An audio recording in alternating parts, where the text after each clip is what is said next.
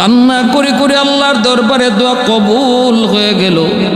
কারণ মানুষ আল্লাহর কাছে যা চায় আল্লাহ কিন্তু তারে তাই দেয়। হয়তো সেটা নগদ দেয়, নয়তো সেটা কিছুদিন পরে দেয়, আর নয়তো আল্লাহ সেটা হাসরের ময়দানে আমল নামার ভিতরে তার এই ডাক দেখায়। আল্লাহ পাক মুমিনের কোনো ডাককেই বৃথা দেয় না, কোনো না কোনো একটাই মেশে সেটা পায়। ভাইয়েরা বন্ধুরা, হঠাৎ করে গ্রামের মানুষ একদিন দেখতে পেল সন্ধ্যার টাইম গ্রামের ভিতরে একজন আল্লাহওয়ালা গাছের নিচে দাঁড়ায় দাঁড়ায় তিনি নামাজ আদায় করে। গ্রামের মানুষ মুসাফির মনে করে তার কাছে যায় বীর করল।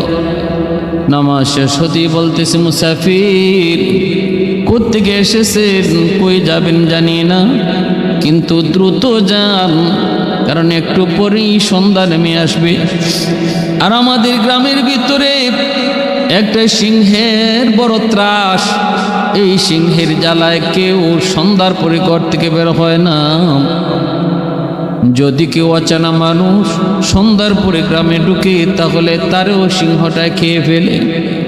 অনেক লাশ, অনেক হাড্ডি গুড্ডি আমরা সকালবেলা পাই। অচেনা মানুষের, অজানা মানুষের, কেউ রাতের বেলা পাইলেই তারে খেয়ে ফেলে। অতএব আপনি কে গো জানি না, আপনি দ্রুত এলাকা ছাড়েন, নিরাপদ জায়গায় চলে যান। কিন্তু ওই আল্লাহর ওয়ালির চেহারার মধ্যে মুচকি হাসি, প্রশান্তির হাসি। তিনি ডাক দিয়া কই, আমি তো এই গ্রামে এজন্যই এসেছি, আমি তো আসি নাই, আমাকে পাঠানো হয়েছে। আমি স্বপ্ন যুগে এই গ্রাম দেখেছি, আমাকে স্বপ্নে আদেশ করা হয়েছে এই গ্রামে তুমি যাও, গ্রামের মানুষগুলা তোমার অপেক্ষায়, ওই গ্রাম তোমার অপেক্ষা করে আমাকে স্বপ্নে দেখানো হয়েছে। আমি তো জেনেছি, শুনেছি, জেনে শুনে বুঝি আমি এখানে এসেছি। টেনশন তোমরা করবা না। সিংহ নিজের ইচ্ছায় দুনিয়াতে আসে নাই, সিংহটাও আমার আল্লাহ পাকের মাখলুক। আমি যেই খালিকের মাখলুক, ওই সিংহ ওই খালিকের মাখলুক। সিংহকে আল্লাহ বানাইছে আমাদের খেদমতের জন্য, ক্ষতি করার জন্য নয় রে। আর তোমারে আমারে আল্লাহ বানাইছে আল্লাহর বন্দেগীর জন্য। হুয়াল্লাযী খালাকা লাকুম মা ফিল আরদি জামিআ। আল্লাহ রব্বুল আলামিন বলেন, তামাম দুনিয়া আমি আল্লাহ বানাইছি তোমাদের খেদমতের জন্য। অতএব মানুষ যদি মানুষের মতো হয় তারে সিংহ চিনে। যেমনভাবে মুজাদ্দিদ আল ফিসানি রহমতুল্লাহি আলাইহি বাদশাহ আকবর জেলখানার ভিতরে বন্দি করে রেখেছিল।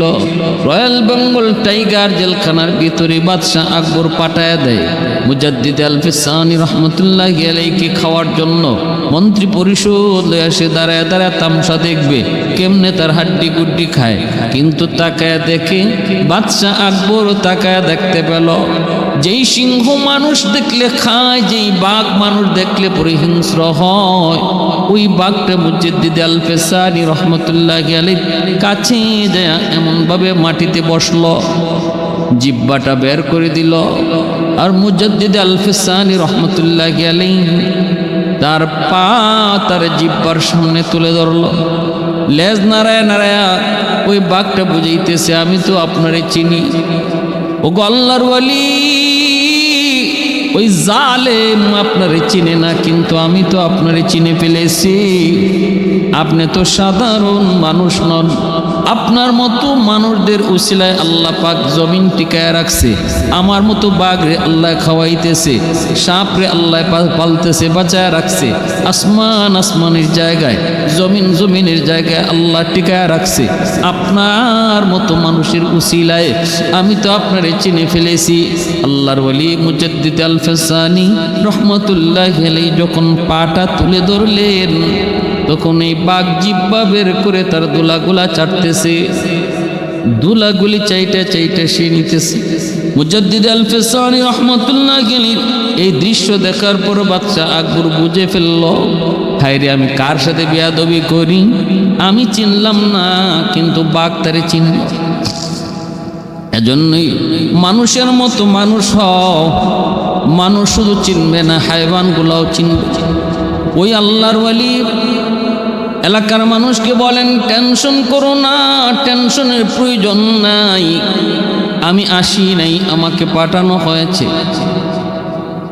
মানুষজন চিন্তায় পড়ে গেল। এর ভিতরে মানুষেরা দেখতেছে আল্লাহর ওয়ালি উঠাইছেন হাত দুইটা মানুষদেরকে নিয়া, ওটাই বলতেছেন, ও মালিক, তুমি তো আমাকে সব পাঠাইছো। আল্লাহ, আমি আমার জায়গায় পৌঁছেছি। হিংস্র জন্তু ওই সিংহটাকে তুমি তোমার অনুগত কইরে দাও, আমার অনুগত বানায় দাও। আল্লাহ, তুমি শান্ত করে দাও, এলাকার মানুষের মধ্যে যেন শান্তি বিরাজ করে। হিংস্রতাকে নম্রতায় তুমি পরিবর্তন করে দাও। আল্লাহর কাছে যখন চাইলেন, ওলিদের চাওয়া চাইতে দেরি, কবুল হইতে দেরি নাই। তিনি তো ছিলেন মুস্তাজাবুদ দাওয়া, হাত উঠাইতে দেরি, কবুল হতে দেরি নাই। মুহূর্তের ভিতরে দেখা যায় জঙ্গল থেকে ওই সিংহটা সব কিছু ভেঙ্গে চুরে আওয়াজ করে করে আল্লাহর ওলির সামনে এসে হাজির। পা দুইটা, পা চারোটা এরকম মাটিতে বিছায়া শান্ত হয়ে বসে পড়ল। মানুষেরা সবাই অবাক। তিনি মানুষদেরকে বললেন, আপনাদের কেউ ডরায় যেতে হবে না, ভাগতে হবে না, ভয় পেতে হবে না, সবাই বসা থাকেন, দেখেন সিংহ কি করে। এলাকার মানুষেরা দাঁড়ায় আছে, বসে আছে, চুপচাপ সবাই দেখতেছে। যেই সিংহ মানুষ দেখলে পরে হিংস্র হয়, আজকে সে আল্লাহর ওলির সামনে পা গুলি ছড়ায় শান্ত হয়ে বসা। এবার তিনি হাত উঠে আল্লাহর কাছে বলেন, মালিক, তুমি তো সব পারো, তোমার তো সব ক্ষমতার মালিক, সব ক্ষমতার উৎস তো তোমার হাতে। আল্লাহ, ও মালিক, সিংহ এসেছে, শান্ত করার মালিক তুমি। সিংহটা পাশে আসতেই তার মাথায় হাত বুলাইয়া আস্তে করে আদর করে ডাক দিয়ে বলেন, বাচ্চা আসো। কাছে আনলেন, তার বডিটা হাত দিয়ে এরকম আদর করলেন।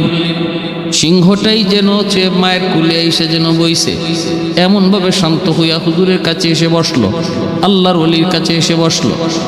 তিনি বার বললেন, আল্লাহ তোমাকেও হিংস্র করে বানায় নাই। তুমি যেমন হবে আজকে থেকে বনের রাজা, তেমন হবে এলাকার মানুষের জন্য রক্ষক।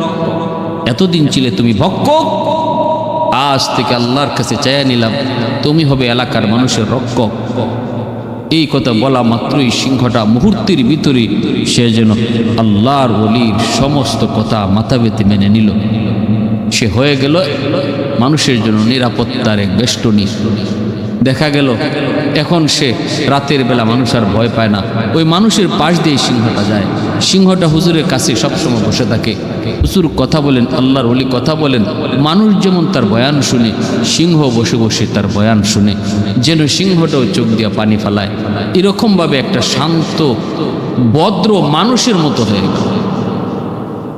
আমার ভাইরা, কিছুদিন পরে আল্লাহর ওলি তিনি অসুস্থ হয়ে পড়লেন।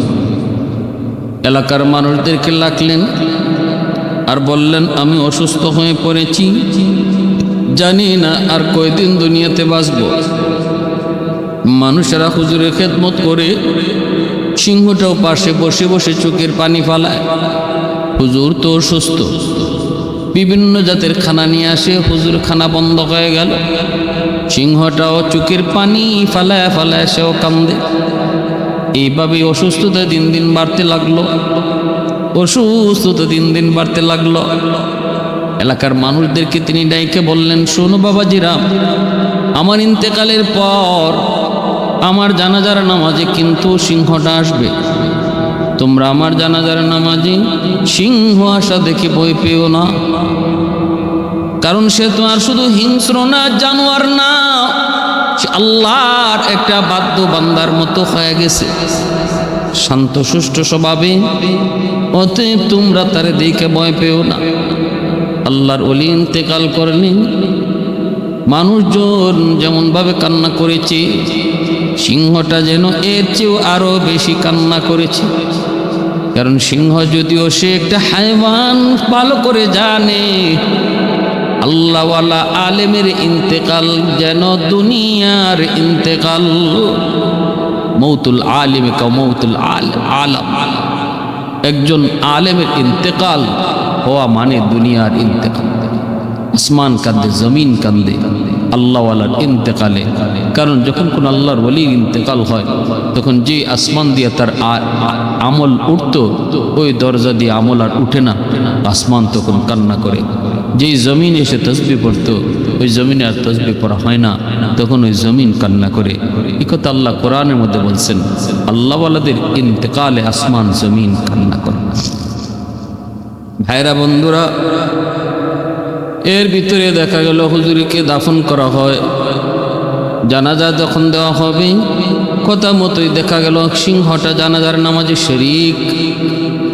মানুষজন যেমন করে জানাজার নামাজে দোয়া পড়ে, যখনই কোনো তকবীর দেওয়া হয় 4 তকবীরে জানাজার নামাজ, প্রতিটা 4 তকবীরের সময় সিংহটা মাথাটা নোয়া যেন সেজদা করে, মাথাটা নোয়া সেজদা করে। ভাইরা বন্ধুরা, এইভাবেই আল্লাহর ওলি ইন্তেকাল হলো, জানাজা হলো, দাফন হলো, কবরস্থ করা হলো। কিন্তু মানুষজন কবরে রাখার পর সবাই যার যার মতো করে চলে আসলেও সিংহ কবরের পাশ থেকে যায় না গো। কবরের পাশে দিন রাত বসে বসে শুধু কান্না করে, যেন সে কি হারাইলো। রাতের বেলা এলাকার মানুষেরা কান্নার আওয়াজ শুনতে পায়, বুক ফাটা কান্নার আওয়াজ। এটা কোনো মানুষের কান্না নয়, আল্লাহর ওলির কবরের পাশে বসে বসে সিংহের কান্নার আওয়াজ, বুক ফাটা আর্তনাদ, এমন কান্নার আওয়াজ মানুষেরা শুনত। বাইরা বন্ধুরা, আর হুজুর যে বলে গেছেন আমার দুনিয়া থেকে বিদায়ের পর তুমি